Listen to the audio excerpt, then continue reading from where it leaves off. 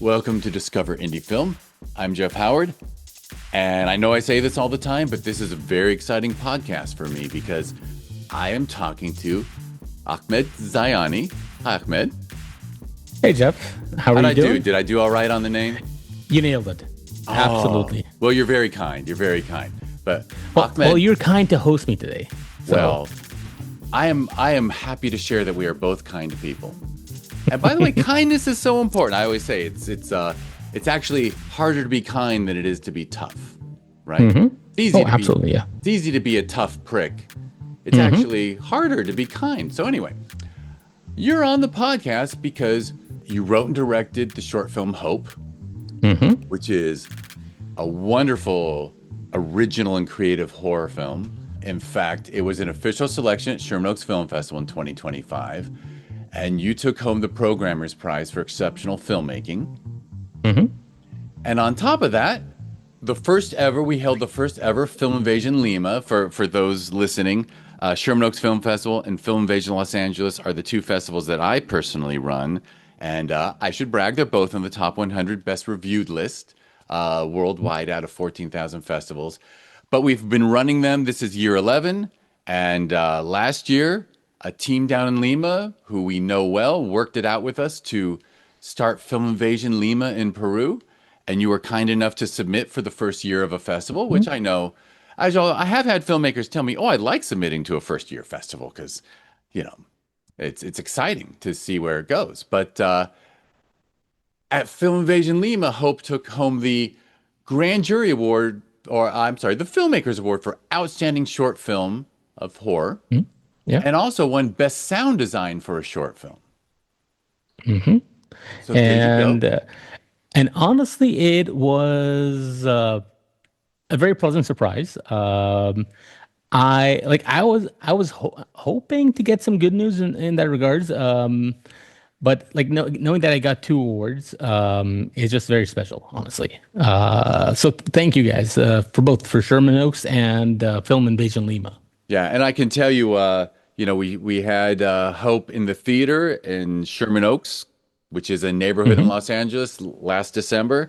And I can tell you, I heard a lot of very positive feedback on it. The people who watched that block of shorts, because we show about 4 shorts per block, I had a lot of people say, wow, Hope was really I heard sincerely wonderful feedback on Hope. And I heard the same thing from the Lima team, that Hope was just, I should ask you in the beginning, I assume Hope is still on the festival circuit and it's not online for people to watch yet? It's not online yet. We're still doing festivals probably for another couple months. Once that is done, we will definitely look into trying to get it on streaming, available for people to watch it online. Because we've had a good journey so far.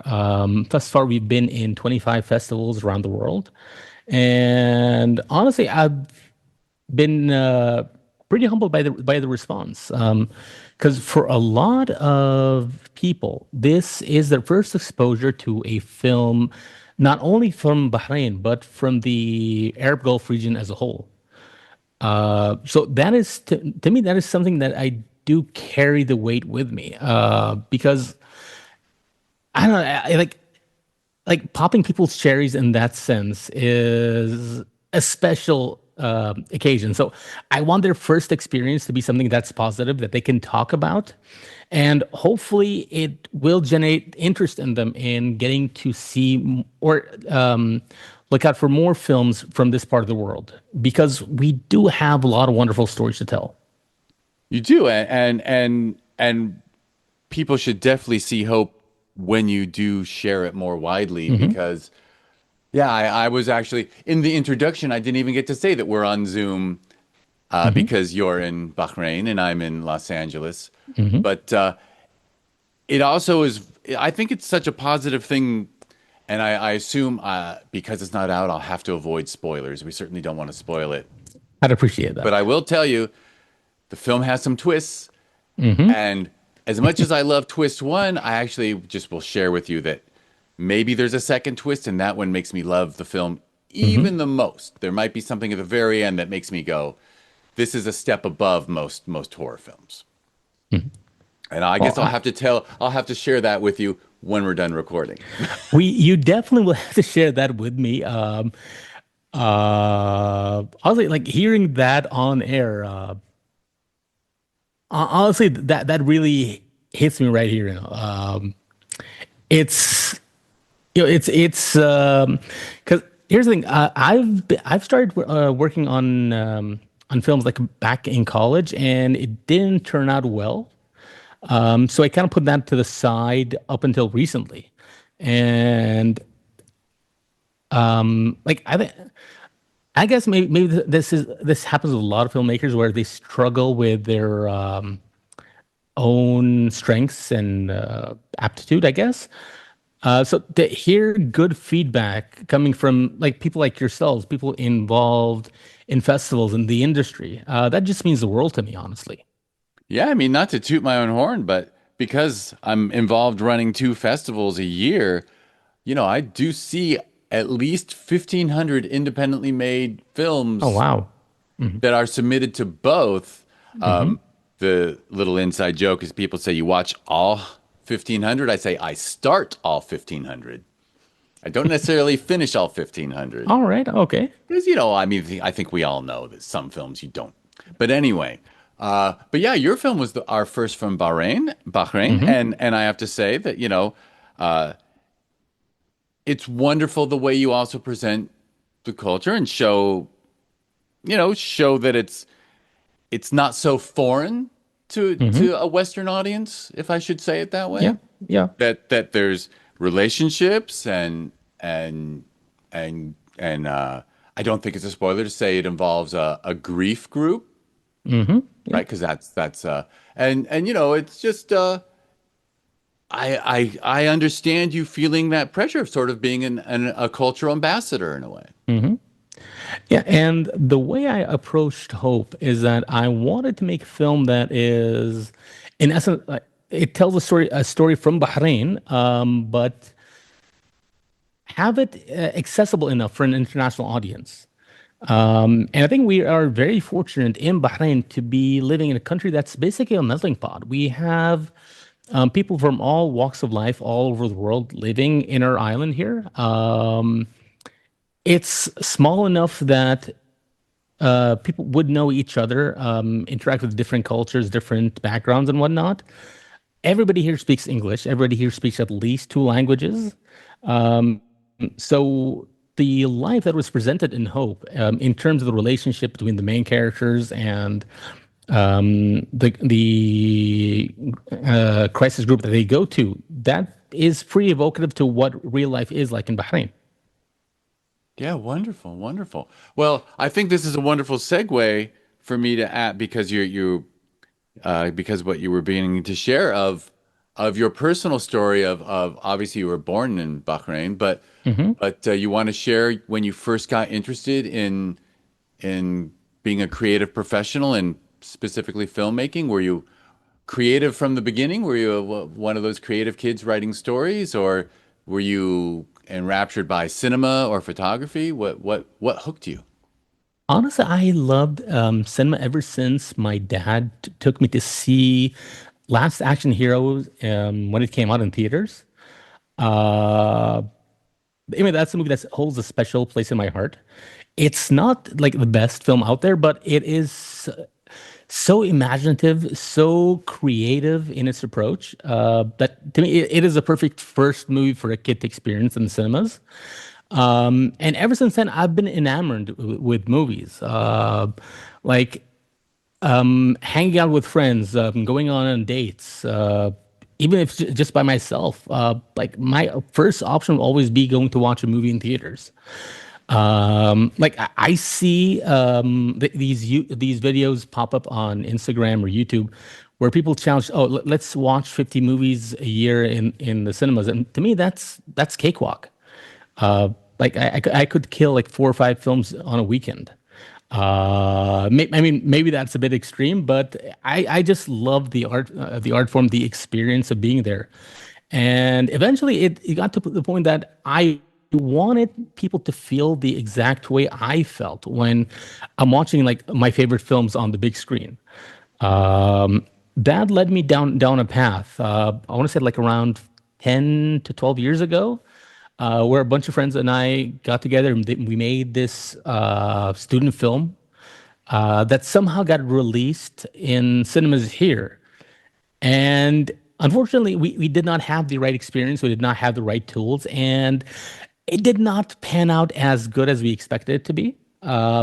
Again, it's an experience that I will not regret because everything is a learning process. But I did take it to heart, and I kind of distanced myself from being involved in the industry. Now, fast forward close to a decade later, I'm on Actually, I Instagram wanted to doing. ask how old were you when you made that film with your friends? Oh my God, Like a I'm gonna age teenager myself here. Oh no, or no, like no. high school age-ish or No, oh no, no. I was just like out of college by a couple of years, so maybe oh, around okay. 24, 25. But I think Gotcha. like 20, 24. Yeah. Um, so yeah, so fast forward a few years, I'm on Instagram doing film reviews. I managed to parlay that to a television show in Bahrain, where again I talk about film, interview people from the industry within Bahrain or within the Gulf, and yeah, I started getting the itch again.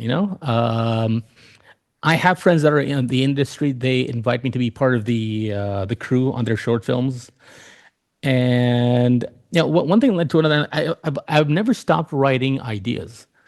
Um, and but I would keep them to myself. So on a random day, I was talking to one of my dearest friends, Bayan, who's also the first AD on Hope, and I was telling her about this idea that at the time was called First Date, and I just expected her to humor me on what it is and whatnot, but she actually took the time to convince me to flesh this out from just a treatment, put it like work on a script, try to develop it further, and I mean things just fell in their place from after that. I signed up to a program with the French embassy in Bahrain for script development. We ended up going through that successfully, and we managed to get funds in place to realize Hope as a full-fledged short film. That's wonderful. That's Hmm. wonderful support for the arts Hmm. and young creative people. That's wonderful. Hmm. I always love hearing that, Hmm. Oh, particularly I mean, because and my home nation barely supports the arts. see, well, the cool thing about Bahrain and the Gulf as a whole is that we're quite new when it comes to filmmaking. But it is a growing industry. We have film festivals in about every country in one of the Gulf countries. Bahrain doesn't have a film fund yet, but it is something that they are working to push on very soon. So in terms of that support, it is there, and hopefully we'll be able to see more films get like international recognition rather than being limited to just the scope of the Middle East. Yeah, yeah, and certainly, and with your mentioning that Bahrain is, you know, an international place with quite a cultural mix of people there. It'd be wonderful for around the world to see that Hmm. Oh yeah. because I Oh, I think mean, a lot of people assume it's funny. I always tell people the same thing like about Sweden. Like when you go to Stockholm, it's an international city full of people from around the world because a lot of people always say, "Oh, Stockholm, you know, everyone's white Scandinavian." It's like, no, these are these play mhm, these nations and these capitals are international communities. mhm. And you know what? The cool thing is, like, watching these films, getting to experience these film festivals, you realize we have more in common with one another than you would like to think. Like the first film festival that Bayan and I attended was Ravenheart in Oslo, Norway, and being there, meeting the different people, whether they are from Norway or different countries around the world. was absolutely wonderful. I mean, I'm still in contact with a few people that I met there, and it's remarkable that the amount of things that bring us together rather than pull us apart. Absolutely, absolutely.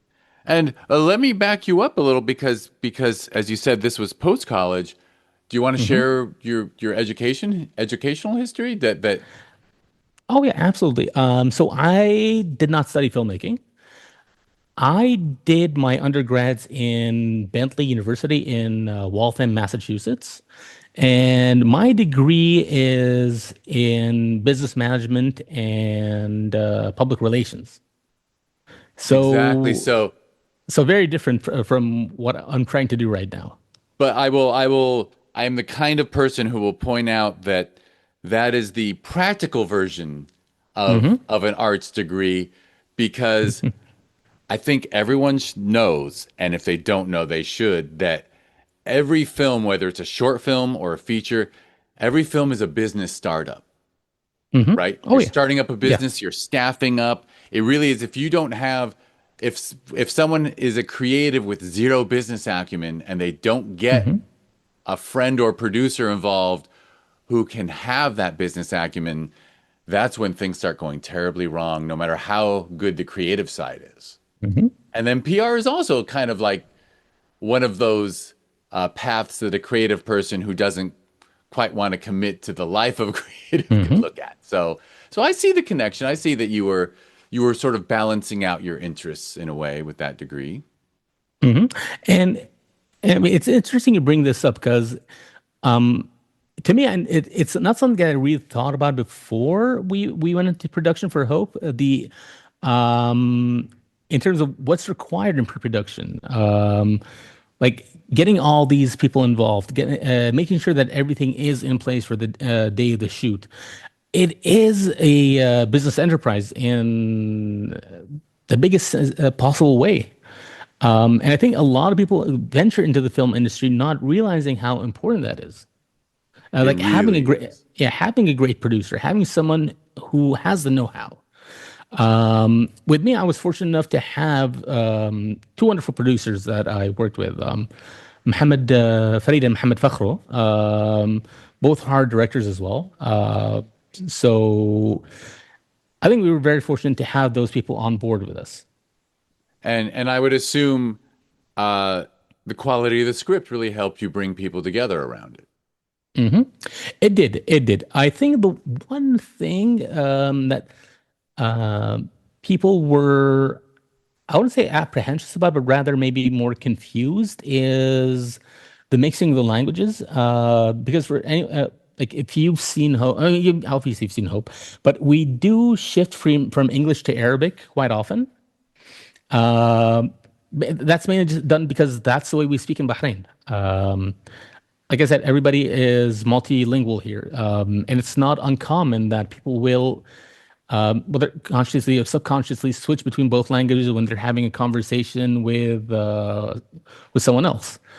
But for some people, it just felt different enough that it's not something that's done here normally. We figure it's an experiment. We might as well just try it. Right. So that's how real life is, but often on film, it's either portrayed as all Arabic or all English. Yeah, yeah. Because even though the natural thing is, look, I'm a Californian, third Hmm. generation Californian, so we throw around the term Spanglish Hmm. Yeah. Oh, we call it because air English. because the English community uses Hmm. words in Spanish all the time and Hmm. sometimes even correctly, and same with yeah. So there's a blending, and that's Hmm. how people are in real life. Hmm. And what I thought, to me, what I thought was important is that I wanted to make the actors as comfortable as possible when it comes to the dialogue in the movie. And since both of them mix and match in Arabic and English, I figured that would just play to their strong suit. Yeah, absolutely. So you made it so that they could be more naturalistic in their Sure. performance. Absolutely, yes. I think that's good directing. But Hmm. and Well, thank but you. But between the one you did when you were young and Hope, there was actually no short film or anything in between. No, I mean it was a dry spell basically. It was Like a I dry. would, yeah, like You stayed I away for would. a while, but you couldn't Mhm. remain there. I mean, I would write and like I would dream that like whatever I was working on would be turned into something. Um, the pessimist in me would always pull me back. I mean, I would tell myself, "Oh, you tried this once and it did not work. Why would you assume it's going to work again?" And fortunately for me, like I had enough people or the right people convince me that it is going to change. And I mean, we've had a wonderful journey so far. The reception has been um, overwhelming, to say the least. And I'm very happy with the way it's been performing. Yeah, and it does sound like the world around you has made it more. Bahrain is being based there. The indie film community is burgeoning, or film Hmm. community at all levels is actually in a nascent stage. It sounds like. Hmm. Hmm. It is growing, especially in regards to our neighbors across the bridge, Saudi Arabia. Um, they're pretty new when it comes to cinema, but their growth over the last 5, 6 years has been quite substantial. They went from not having any features released in theaters to having at least two per month, with their target being at least one Saudi feature each week in the next coming years. They have two renowned festivals, the Saudi Film Festival and the Red Sea International Film Festival, which is growing year by year. Um, and even across the Gulf, we do have wonderful film industries. Um, so it's something that is on the up and up in this part of the world. It is. It is. I guess I'll mention that we. Well, this is obviously an interesting time in the world, um, but as a film festival, Hmm. we get so many. We get contacted from Iran all the time, Hmm. Hmm. saying because it's such an educated country of honestly fairly pro-Western young people, and they're always saying, Hmm. "Can we get a waiver? Can we get a waiver? Can we submit to your festival?" And I guess I'm going to say it out loud. It breaks my heart that we have to say, if we said yes, we would have 500 more films to watch. Hmm. So we hold off for now. But yeah, across the Gulf, the cinema is beloved, actually. Hmm. Yeah. In To me, cinema is a love language, and given what's happening in the world right now, cinema is therapy to me. Uh, like whatever happens, it does take an emotional toll on you. So sitting at home on your couch watching a wonderful film can be a transcendent experience. It could take you, at least for the moment, away from the troubles that you have around you in life. And I can't think of any other form of entertainment or any other medium that would do that to you. Uh, it is escapism in the best possible way. it's escapism and it's connection and enlightenment, right? Hmm. I think I Yeah, often rely on this analogy, but I do think that cinema is our campfire, right? Human sure. beings throughout our lives, for hundreds of thousands of years, we would gather at the end of our day when we were hunting and gathering, and we would sit around a campfire because it was safe and warm, and we would share stories. Hmm. And, for a long time, the printed word and the written word and spoken word dominated. But once we invented moving pictures, it really has become our main form of storytelling. And it really is a global campfire that we gather Hmm. around. True, true, absolutely. Like we share ideas, we share different stories, different frames of thought, and it exposes us to different cultures, different norms, different ideologies that we might not have considered before that. So it is absolutely fantastic. And if for those people that would say they're not into film, they're not into cinema, I do feel that they're missing something huge in their lives. But I mean, to each his own, I guess. Yeah, yeah. I mean, Mm. and I would, yeah.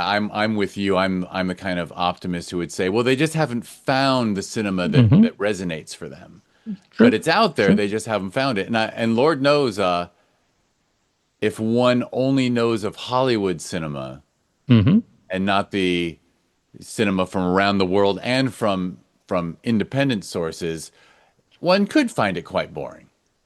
Sure. And I mean, what was it that Bong Joon-ho said at the Oscars a few years ago? Like, if people can get over the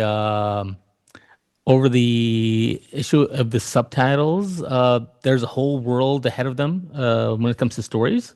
there really is. There Yeah, really is. sure. And you know, not to get into a discussion about streaming, but I do think that one thing that some of the streaming services have done is dub a lot of foreign television Hmm. and cinema for the English speaking audience at least. Hmm. And all of a sudden you're like, one of the best sci-fi programs I've ever seen came out of Germany. It was called Dark. And I was You like, know, you know what? My friend Mohammed Farid hypes that show to no end. I haven't yet seen it. I'm more of a movie guy, to be honest, but it is on my list.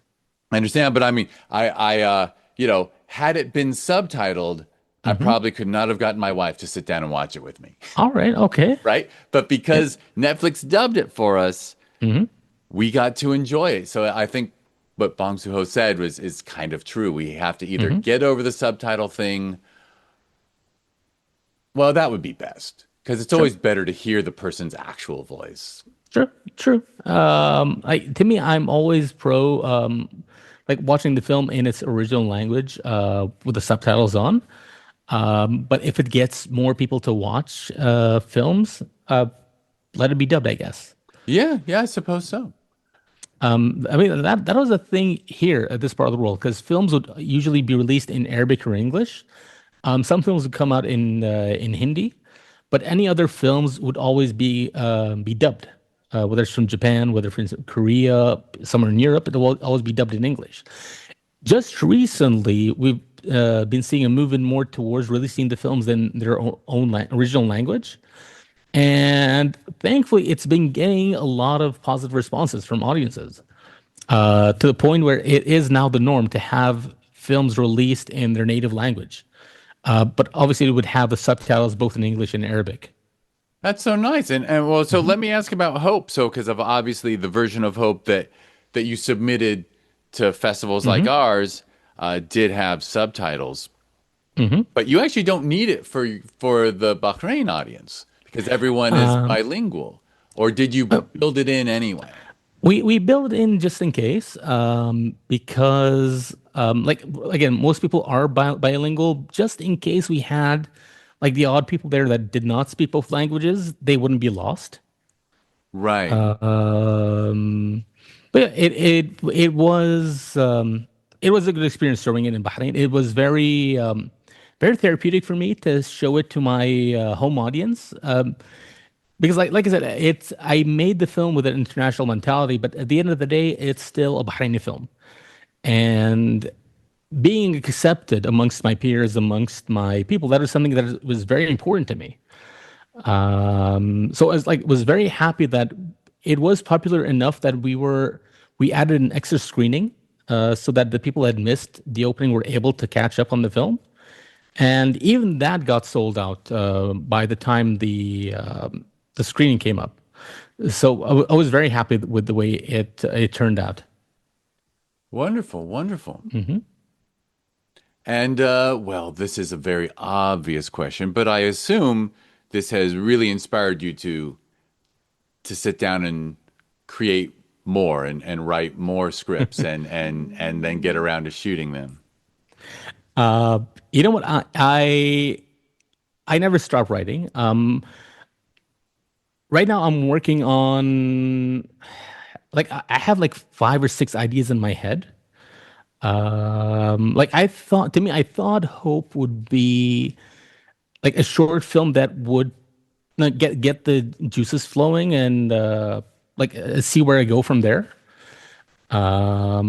Like I've spoken to people that are interested in using that as a base for a limited series that we're exploring to see how we can flesh that out. People ask me if I would consider turning it into a feature. It's not something that crossed my mind originally, but it's definitely something like I want to see how we can translate that into a feature somehow. And I have a few ideas, but I put it down as a treatment and now fleshing them out as a script. One of them is for a feature film. Um, it comes from my love of films from the 80s, the films that scared me as a kid. And even as an adult, stuff like The Evil Dead or the original Hellraiser. Like I still remember watching The Evil Dead the first time when I was in college. And I was scared enough that I needed to call in my youngest sister to be with me, just because it was nerve-wracking watching that film. And I want to create something that makes someone feel the exact same way I felt that night. So hopefully we'll be able to do that with this upcoming project of ours. Now, I'm not saying it's 100% guaranteed that it'll see the light of day, but I'm hopeful. And it sounds like you've had a long, not just a passion for cinema, but you sound like a bit of a horror fan. Oh, absolutely. So, Uh, and it is a wonderful genre in so many ways. I've learned to love it more than ever in the last, 5 to 10 years, mhm. thanks to having a teenager in my life who announced she would only watch horror. Oh yeah. But also, it's a golden era of horror right now, Hmm. right? Because just Hmm. like it's not super reliant on, I mean, in the 80s, you name some wonderful films, but I'm actually a kid of the 80s. And Hmm.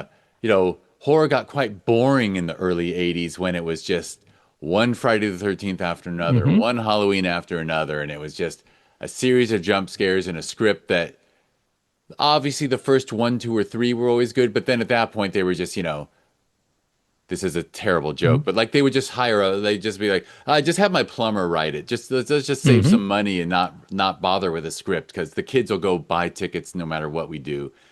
And Hmm. now we have so many subgenres of horror, and we have historical, and we have, you know, slow creep that really doesn't even have a jump scare. All sorts of just horror has had a renaissance, I feel. It did. I mean, I think it does lend itself that horror is very accessible to a lot of people. It's much more affordable to make than many other genres, and it is profitable for filmmakers to make horror films. And It I is. think that There is a locked in audience. mhm, absolutely, and I think that afforded us to have all these wonderful niche studios that are taking risks with the films that they're making, that they are allowing people who otherwise might not have been given an opportunity to showcase their art on the big screen. Experiment more with the type of films that they're able to make. Yeah. I was, yeah, a friend of mine just watched a film a couple weeks ago called Undertone, I believe, which focuses more on the sound aspect of the horror rather than what's visual. And like to me, that's absolutely wonderful because a few years ago, it's not something that would have been feasible, but now it's something that is definitely catching people's attentions and is growing in notoriety that like people in Bahrain are hearing about this film, this small film that like if it wasn't for this word of mouth might not have had the big exposure it is getting right now. Yeah, and I just wanted to circle it back to your film Hope to mention Hmm. that, had you written, a 15 to 20-minute horror short Hmm. a decade or two ago that actually did start with a grief group and actually Hmm. dealt with actual relationships and romantic interest and all these things, you would have been told, no, that's no, take all that out. You got to Mm-hmm. start with a jump scare. We got to Yeah. have monsters from the beginning, all that. But Mm-hmm. you actually got to show a lot more depth and skill with Hope, and that, Mm-hmm. you showed that if you were called upon to write and direct a relationship drama, I think Hope shows that you could absolutely do that. Mm-hmm. I would like to hope so. Yeah. Well, Uh, but you understand my point is that yeah. in the 80s, if someone had put that into a horror script, it would have been pulled right out. Mm-hmm. Oh And yeah. Yeah. now you get to have this full-fledged story in this genre, which I think is Like just wonderful. I never thought of it that way, but I like based on what you're saying, I think if this happened in the 80s or the 90s, the film would probably start once like at the midway point, probably. Yeah. Hmm. Yeah, absolutely. So Interesting. so so that's why I'm so happy. This is Mm-hmm. wonderful that you got to make this film. Mm-hmm. And you are planning on well, you're always writing, which is wonderful to hear. Mm-hmm. Yeah. Oh yeah. Um, I mean, I think we do have a nice like wave of appreciation right now of like good word of mouth that like we need to strike while the iron is still hot, right? And you're only as good as your next project. So why not pick up on this momentum and at least attempt to do something else, something that will further develop myself and my team as filmmakers. And I was going to ask, I know you did make, I believe you referred to the possibility of a series or something. Like, is that like thinking of sort of almost like a Twilight Zoney sort of anthology of genre shorts, horror shorts, or what was the thinking there? Like it's still being developed. That we haven't fully realized it. The idea that maybe it could be an anthology set in the same universe, like during the same events that unfold in hopes, like, and jump in the around in the timeline, like stuff that could happen before, during, or after. I mean, there's a lot of fertile ground there. Yeah, you don't Hmm. need to hear it from me. Well, wonderful, Yeah. wonderful. All right, well, before we go, or before we wrap up this part, I guess I also wanted, you did also refer to, and I didn't follow up with a question on it, of in between, you said you actually did get involved in film reviews and things. Yes. Do you want to share a little more about that? Oh yeah. So I've always been opinionated in terms of the films that I watch. And I would just share those thoughts with friends of mine. So when Instagram started picking up in this part of the world, a couple just told me, why not put this on social media and see how that works out? And I started doing that maybe like 6 years ago. And one thing led to another. A couple of people from the local TV station saw those reviews, and I managed to parlay that into a TV show on the local channel.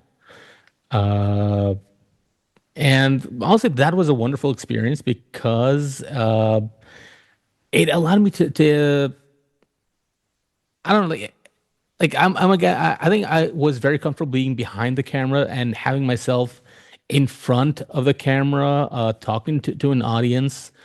Uh, I guess it made me see the other side of things. Um, like like how challenging it can be for actors, how nerve-wracking at times that can be.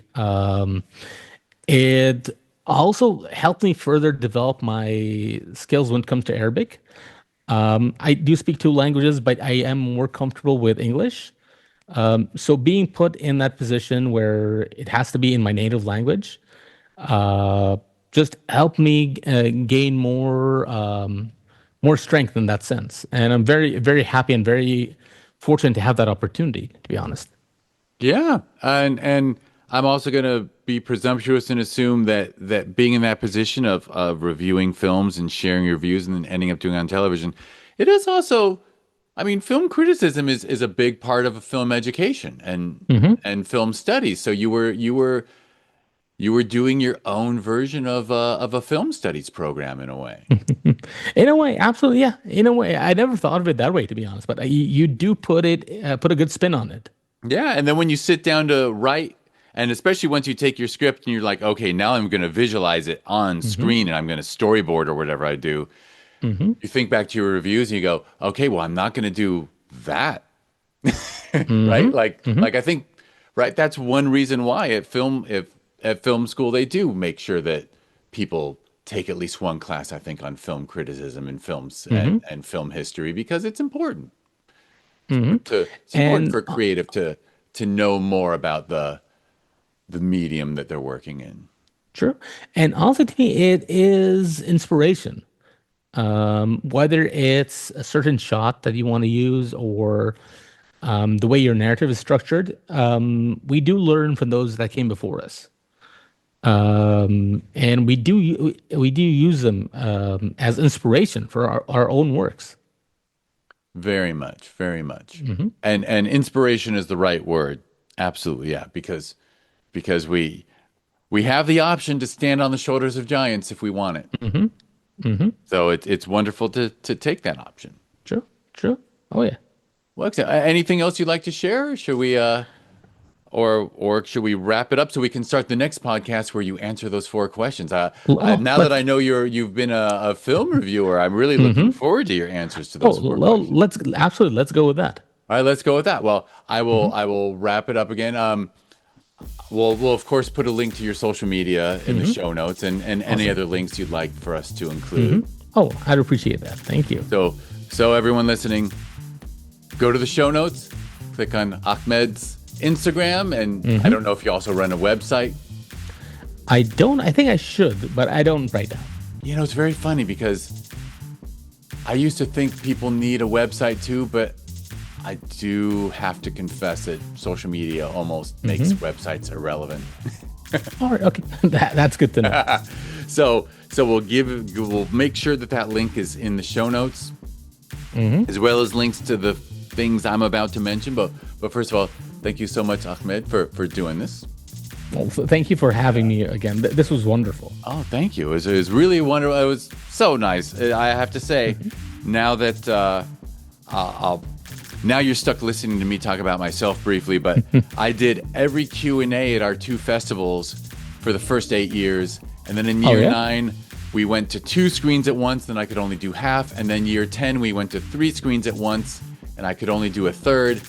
But after the first 3-screen festival, the staff, we gather at the end of a festival and we talk about what could have been better. And all the staff turned to me and said, you have to stay out now. You can't disappear into a dark theater for 6 hours and then come out and ask how things are going. We need you. We need your management skills. So now I don't get to do Q&As anymore. So this is really my only chance to talk to filmmakers now and let them know how great their work is, which is honestly why I got into this festival thing.